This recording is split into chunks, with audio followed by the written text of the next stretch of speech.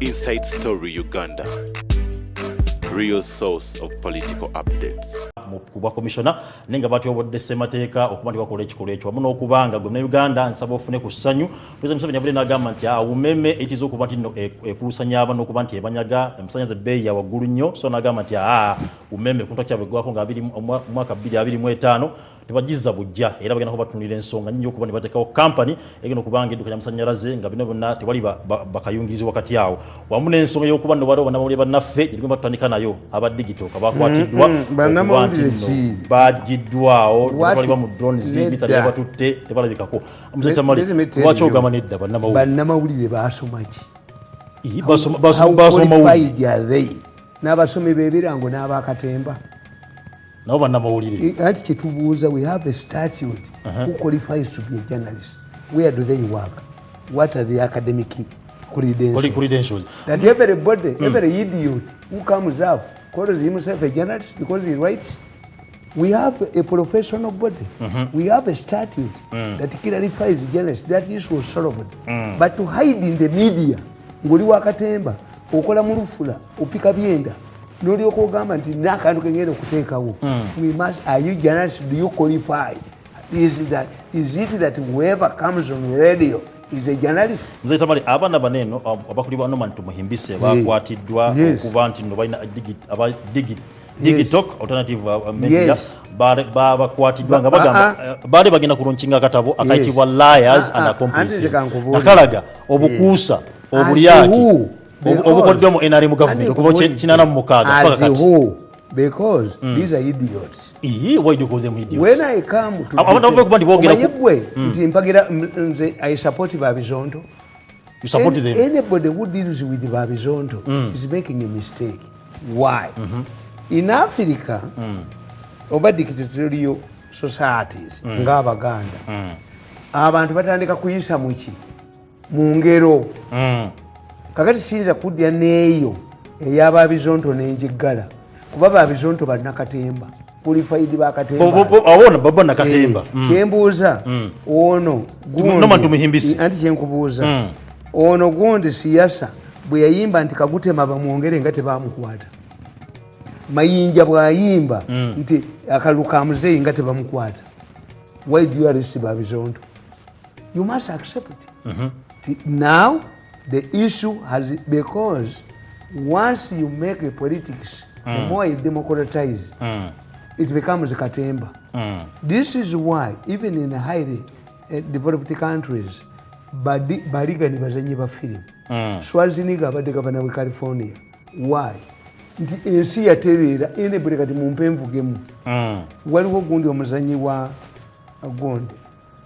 wa cricket e India ayagala kwesimbawo umusambi w'omupiira afuga Liberia. What does it mean? The people have first the vote of no confidence in educated people. Baba wadde emikisa ne mukolaki ne mugyonoona kati the people have a right ti omukazi alemeddwa okuzaala nawe n'olimu okumuzaalamu muyinza okukkiriza buli omu atambuleko. Kakati Babizondo mbawagira kana akangeegenya nkakuba omutayimbwa mu mutwe. Why? Lwaki koka ono ageegenya Museveni ajja n'obuveera bwa walagi ako nalweso yakawa sente nakakuba omutayimbwa kalina gye kabeera ku mmande bambuuliddeyo ngeegenya olaga becupa mu mutwe bagwasa kubanga okugeegenya means you do things seeguya ageegenya Museveni nga amujerega. Yes, ne Museveni yenyindi aseka. But if you are hired ne bakuwa sente ogende ku CBS nga be bakusasula nalweso nagulya bete nto omutwe. I have a right to bete nto omutwe kuba portraying me means you are mayala. Okay, okitegedde kakati two bana abagala okuloyinga ekitabo political activists. Why is it that is not a person in the Bobby Wine? Era no man to me mbise is a political activist. Arude nyo ngalimu activism. Era ngali wani.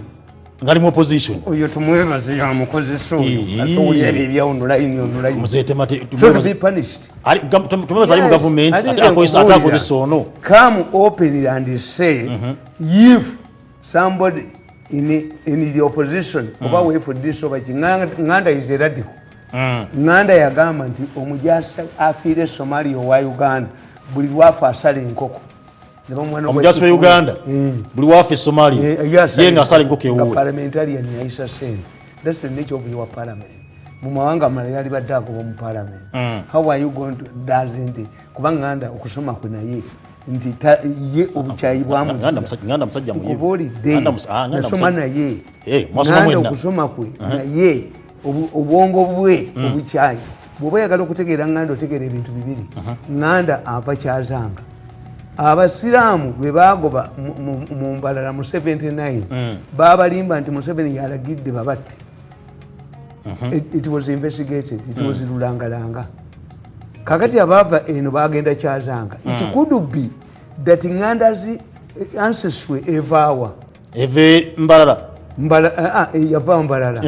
Two, Nganda's father like his Ake's father bali ba chairman be NRM. Kitawe wa Nganda yali chairman we NRM ebijabo. Nganda nalaba nga abaana bange bwe balabe bwenjogeddwa. Nemba kulero ne banjoga ne bakanyuka kasuso ne bakanyuka embwa yaabwe baba woze emisango muzeeyi abawa sente nze embwa talina kampa naye abatta abantu organize abawa sente Kalugire n'amusasula naye nze twali kye bampa kati my family is bitter. Oyinza kusanga omwana owange nga mubinyimu agenze mu opposition. What you trying to implant now osobola okufuna banganda mu family? Yes. Banga balabiridde engeri gye oyisibwamu gye batutaddemu mama nga mbuuza naye wabakola ki abasajja abo abakujogedde tole kutuusa we bakutuusizza lwaki tobavaamu bakujoga batyanga omukulu alaba ne bankuba amagulu talina nekye yali ampadde afanga ne mulinnyayo n'obubaka bwa Museveni tebajja busomayo bakuba ne mbattirayo mwagala mufu wagamba ojakiza obubaka bwa Museveni mwagala mufu nti afa mulinnyayo nemotoka tuzookya mbakuba ne mbattirayo. Only Muganda who was attacked during Uganda. You a journalist. Is it how you treat him? You are a journalist. But then you're not feeling sorry and pity for these people. I write my books. And in Agundi and Gabajirwa in Saboba, Tomweba's Bani. Kakati, what you don't know. Why don't you want to come out openly? Why do you want to use understanding methods? That's where I disagree with them. But where I disagree with the government, nti etandise n'okutya n'obuuka. Omuntu amaze okuga nti bizonto. Bizonto means what? Omuntu talina buwonga tategeera bulungi yali awo mu buyabuya. Yes. Why did they make them celebs bizonto? Clones. A clone kazanyikirizi. They are fearing defamation and libel. Kyekibabeeza bwe kiti nti bo bazanyi. In fact singa nali nkyali mu gavumenti naali bawadde they should look at the Swedish law. The Swedish law is Sweden baalikola emyaka 35 egiyise. Kabaka baamuzannyamu omuzannyo ne baguwera bamala okuzannya ne baguwera ne gugenda underground ne gutunda nnyo. The Kabaka decided siddamu tewabanga waawera ekintu. In the Swedish law is the oldest and fairest in Europe. How do they deal with the people? If you commit 5 or 10 offenses as an editor, you resign. Okay. Some newspapers are given money, they have a standard. Yes. This is how they manage the Swedish law. Era bali baga tugenda mu European Union tugenda n'etteeka lyaffe. American Constitution was changed 10 times in 10 years to include human rights. Ne mu Constitution ya Uganda tekkiriza kubeera lupapula lwa mawulire. Is against the law to ban a newspaper. But a newspaper, if you want to benefit, start a newspaper. A newspaper. That's why for me I record myself. I did the media law. So what you're trying to say, abana bano singa wadi baranze okukora amawulire. So sikulonkinga butabo. We have a tabloid yeno. Omwana omuwala tumukuba okutambula n'abalenzi ne tumuwerekerako nga agenda okufumbirwa akole kye twamugaana okukola. Nenga tebona mwachi mukubira. Bwe nkusanga ku kikomera kyange n'abaana balungi bawala birako. Naye bojja muno oyingira mu makane weyanjula. Oli muko. Kitufu. Kakati these people should not use the media we should clarify who benefits from journalism protection. Even the media itself, Babalimba, the protested. It was only a statement by a French scholar. A media to qualify to be a certain, it has benchmarks. Okay. You are fair, you are a marketplace of ideas, you're accurate, you are objective, you are accurate, and most important, you fight for the downtrodden. You give a voice to the voiceless. But look, in this monitor, they are not talking about Muhoozi. It isn't, it's not there. It exposes them. That this is a biased newspaper. Kubanga, olupapula lwa New Vision, olupapula lwa Monitor, lulinanye lufula. Kati bana abali bafuka ebyenda bayingira ne bafuka editors. Bava mu site abacha. Kubanga ne bwoba wakyawa nnyo omuntu. Waakiri kateeke munda. Because these are historical issues. Yes. At a given time, people will go and research. Do you know that under the law, when you publish a book, you must deposit it in Ibachitabatia, which take you. If you are writing a newspaper, you must deposit the newspaper. Kagame registered at the post office as a newspaper in the past. Kakati banu, one day, somebody aribuza 10 years ago, bana abafukanga ebyenda mu lufula bavuddemu. These were good.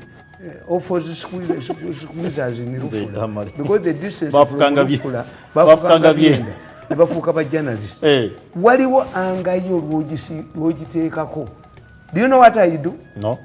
Me, I recognize the values of my enemies. Negative one akoze bulungi. Kubanga omwana afanana kitabu ne bono okolootya. In fact, these are immature. I can tear it into pieces. User. Because you are immature. What we say in politics, you cannot quarrel with the success. You pretend. Politics is for pretenders. You pretend. You make an editorial. We hail Muhoozi. Yes. For solving the impasse. N'omulindira ku kiki naye tebifuluma olw'okuba bapumbavu wajinga wasenzi azimu hiyo mtoto kutoka Kenya mkubwa wa Monitor mulevi mjinga wazimu. Mzee Tamale uchokeza kulega media mugwanga ogamba eri biased anti nkugambi tiwakiri muwandika ne mu Monitor ne mu New Vision tekirimu mu New Vision bakatadde aleta number plate za motoka. Why? The population is controlled by Ibuabo. Recognize. Names it. Mzee Tamale, I thought Singapore launching a kitabu. Listen to me. What American launching a kitabu? Ensi nechiraba. Nembone mwe defending. Let me tell you. Do you know how the most organized institution is in the Catholic Church? Did you see the Archbishop of Kampala coming up and condemning the government arresting the Catholic priests? Because the Catholic Church, if it wants to guide the society, they meet and issue a pastoral letter. What is not contained in the pastoral letter, these are views of that one who has said it. As long as you deviate from the pastoral letter, tebakufaako. Nakuga nti faza si munnaddiini. Wachingamba. Yes, faza si munnaddiini. Tukugamba tusabire abasosoloti bw'abaakawulira ne bannaddiini. Omunnaddiini ye brother ye musista akolera bwereere. They take the vow of poverty. A Catholic priest is not a munnaddiini. He does not take the vow of poverty. Bakuleka ne bakwata. Okay. Yes. The Catholic Church cannot just come and say, why are they arresting you? If you're a criminal, that's when the church comes in. Kakati, you want me to support these people as who? As a journalist. You present to me their membership in Uja, so that I come up and support the journalists as a former president of Uganda. But every Tom and Jack, every Musiru ye not to hide in our country. Let them plaka them out, Babatundulem. I write my books. tugenda kusaba ngenda kusaba security organization mubenga abana bano banga kali where I disagree with the government is not taking them to court. Yes, what you do. Why do you know, why should somebody announce ngenda kufulumya ekitabo? Why? Babwe nabagayinti the judges are working with the people who torture Ugandans. Why? Because the constitution outlawed torture. Immediately I am a judge and they bring a tortured person, I dismiss the case with the courts bamujanjabu. Neba mulimandi nga akomewo ekitegeeza abalamuzi bakolagana nabaki. Omanyi this is a new coup. This is a coup in a different fashion. Engineered by people. This is a palace coup. Tebakuba masasi. Waliwo munnamawulire omukyala bamuyita Sumaya Karasiko yali nnyo mu kalunga yali kusaidia NUP. Yafuna akabenje nabanga yafudde Kiryandongo wanene ku Gulu Highway.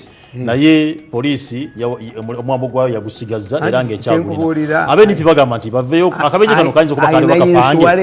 Akabenje kayinza okuba akabenje kano kali kapange bave banoonyereze ku nsonga. What makes it unique? Era ebyo ababikola kati ngaba abapolisi Museveni bw'atayiga ebbagoba talina counter intelligence. Why? Why do you retain the body of an activist? Abaganda bagamba Kayombe n'anaafa. If you quarrel with somebody or you swear gundi injamuta and he dies, you are guilty of Uganda. Kakati the conduct of these policemen, because Museveni's government is a pirawe rwana na muchere olutalo luli ku nyama na muchere nakaba wandikire myaka aga olutalo luli ku lusaniya lumulweru enyama yerwana ne pirawo. Kakati the whole government is infiltrated. You only understand how many bodies have you retained? Yes, abafidde accident. Nga Kayibula bwe yakola. Kayibula bwe yalaba nebanda nga agudde nebanda anywedde enjagayi boyfriend wa musudde ensambya Kayibula yayita ba doctors abo opposition mujje mukebere bali umunsi naga ndi Museveni yamuse they are shameless. Kakati kyembuuza nabuuza Kayibula did this nebanda come from a party ya NRM? Because why do I bother to bring? It would be the family to say, we are not satisfied, we are bringing our own doctor. Why the panic? What are you trying to prove? Ndio butambi bwa Mirundi buli fake. Yes. Why do you bother about them? Why do you bother them? Anti buli fake you have known. Waliwo omusajja yasanga ng'omusajja ayogera. Nayogera essaawa nnamba. Kakati kyavanyumira namugamba. Do you know that you are talking rubbish? Namugamba, yes, I know. I'm talking rubbish, but you have been here for an hour. You were dusty beans. Kale, ngatuva ku nsonga eyo so, baganda bapatiddwa kuliko if you want me to protect you, tell me, are you a member of Uja? Yes, they are members. Omanyi lwaki Law Society teyamba mu gundi ono omusajja era bamuzizaayo. Male Mabirizi is not a member of Law Society. Are you sure? Yes. Teyagendayo nga bamuwaga bamwefuulidde. That's what they do. Tiono musajja w'emulago mwekamba bulire. You will not defeat this man. Last night